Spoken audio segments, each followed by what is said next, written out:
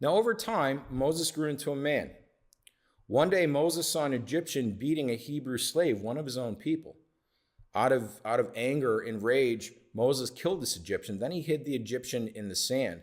Well, somebody saw him, and the word of this got back to Pharaoh. Pharaoh wanted to kill Moses because of this. Moses heard that Pharaoh wanted to kill him because he killed this Egyptian. So Moses ran out of the country for fear of his life. And he went to a land called Midian. Now Moses found a wife in Midian, and her name was Zipporah, and they had a son. They named him Gershom. Now Moses lived in Midian for 40 years, and that's in Exodus chapter 2, verse 11 to 22.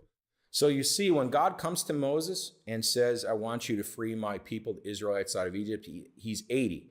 When he fled to Midian for his life, he's 40. So from birth to 40, Moses grew up in Egypt as the Pharaoh's adopted grandson.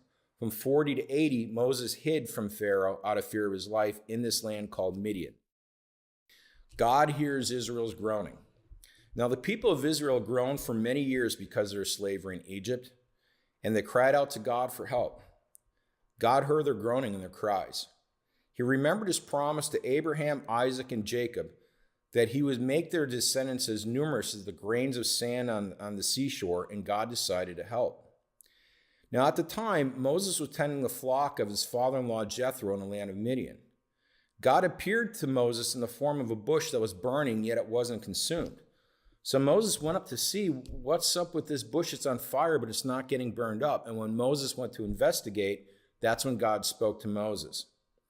God told Moses that he saw the affliction of his people in Egypt, and he heard their cry due to the suffering from their Egyptian slave masters. God said that he would send Moses to Pharaoh of Egypt to bring the Hebrews out of Egypt and into a land flowing with milk and honey that God was setting aside for them.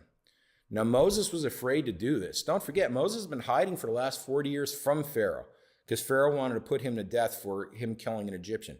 Now God's saying, I want you to go back to Pharaoh and I want you to free these people that are slaves. He was very afraid to do this, and he tried to talk his way out of it out of fear.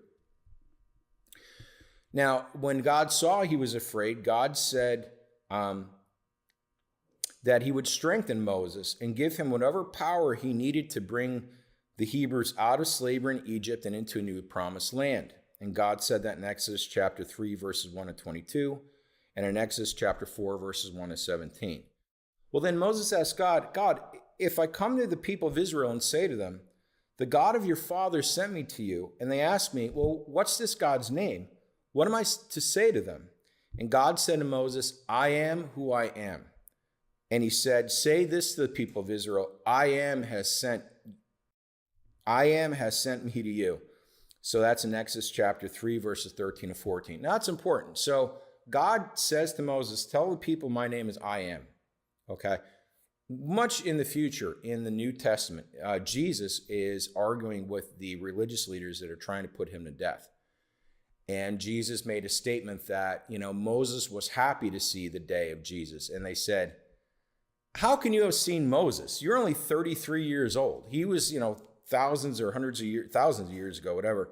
And Jesus said, before Moses was, I am. By saying I am, he was saying he was God, because that's the name that God told Moses his name was. And the religious leaders used that to condemn Jesus to death. They said, you're being condemned to death for one of the reasons was for blasphemy, for saying you're God. Well, Jesus is God. It wasn't blasphemy. But this statement will come up later with Jesus when God says, tell them, I am who I am has sent me to you. Now, Moses was afraid that the Israelites in Egypt wouldn't believe that God sent him to free them. So God gave Moses the ability to do miracles in front of the Israelites to prove that God sent him. Then Moses trying to get out of this, he's afraid. Then Moses said to God, listen, I don't speak well. I speak very poorly. I can't go to and speak on your behalf and it's thought that he might have had some kind of speech impediment or something. Well, God reminded Moses that it was God that made everyone's mouth and gave them the ability to speak. And he said he would surely give Moses the ability to speak powerfully when the time comes. He also said, Moses, if it'll make you feel better, you could take your brother Aaron with you to do this. Aaron was a Levite and he spoke very well. God told Moses that he would be with both of them when they spoke. So eventually Moses agreed and said, okay, God, I will do what you're asking me to do. You can find that in Exodus chapter 4, verses 1 to 17. Moses returned to Egypt with his family. Took his whole family back to Egypt. Remember, he's been hiding out for the last 40 years from Egypt. Moses went to Pharaoh and told him that God